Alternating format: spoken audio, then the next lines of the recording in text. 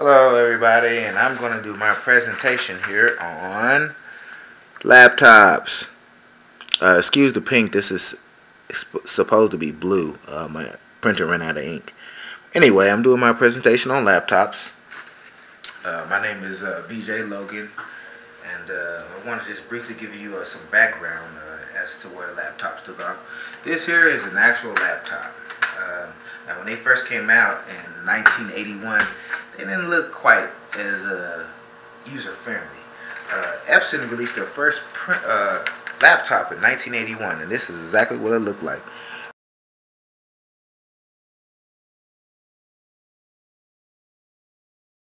Anyway, within the next couple of years, a lot of enhancements were made. Of course, like adding a mouse pad or a touch pad. They actually had pens, which came out 2 years later after that. But a major thing was the actual shell of the computer to make it more functionable for actual users. This is my laptop. This is Toshiba 13. Here, as you can see, it's got a 14-inch widescreen display. It's got dual speakers. It's going to be a little bit hard to show you out the details. But of course, it's got its mouse pad, which is right here, and of course the left and right keys. Actually, there's an actual full keyboard, as you can see.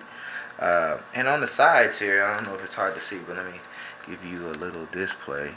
It has different options. Of course, you have your Ethernet cord, your USB joints, and you have your display if you actually want to hook it up to a unit such as a home computer or even your TV nowadays.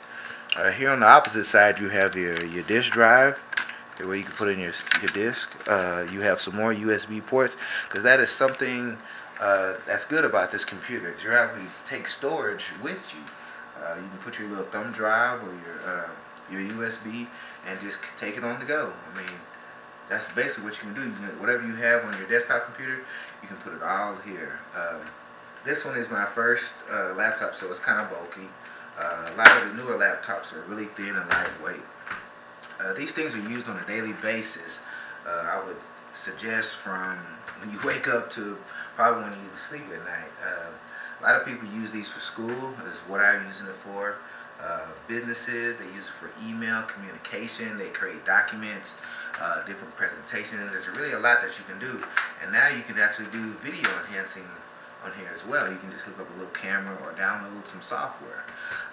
The cost for these is roughly about, I want to say it's about from $200, saying you can get it from the pawn shop or something, get a used one, to about $1,500. This really depends on the options that you get with these laptops.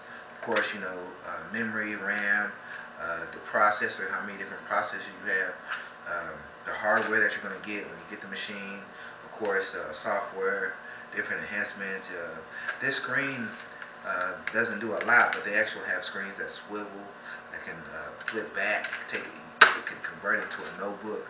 So a lot of things can be done with these, and it's really taking flight right now. A lot of advantages is, one is productivity. You can take this, which can be like your desktop computer, and take it with you anywhere. School, in the car, in your classroom, in your office room, even in to the library. That's why I use this a lot. And like I said, it's about the size of a textbook. It's not even that heavy.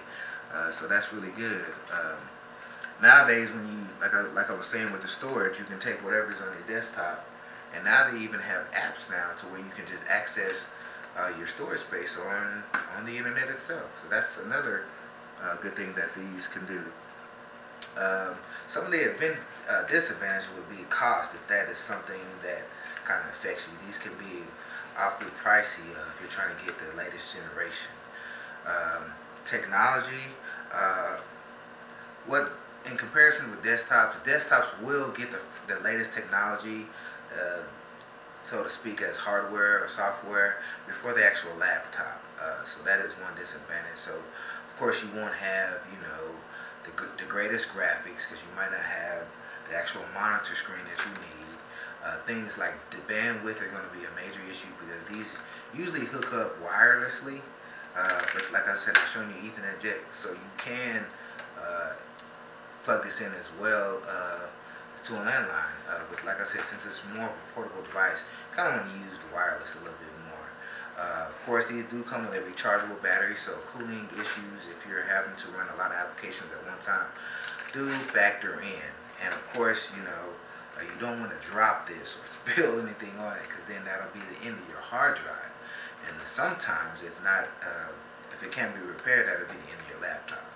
So those are some of the disadvantages, but I still say the advantages way outnumber the disadvantages of these things. Because like I said, it's basically a desktop computer inside your hand. If it's not even better than that, I would say it is though.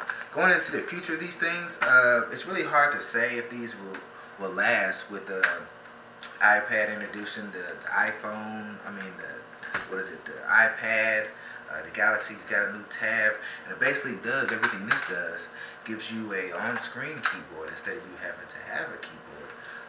And like I said, then on that it is, I want to say half the size. And then with that being half the size, it's razor thin and it's really lightweight. And it can do basically almost all of which this can do. So it's got a lot of competition with a lot of smart devices that are coming out nowadays. So I'm sure these are going to last another 20, 30 years because of the actual functionality and how they're able to hold a lot of storage. But as that becomes an issue later in the future, I might consider these being obsolete. But like I said, as technology advances, who knows what lasts these days. Just wanted to briefly discuss the advantages of a laptop. If you've never seen one, this is actually what one looks like. Again, I will show you. It serves a good purpose to me. It cuts down a lot of my time. And of course, you might want to get you one if you're in school or you have a business. If you have any businesses that you structure. Okay, my name is BJ Logan, and thank you for your time.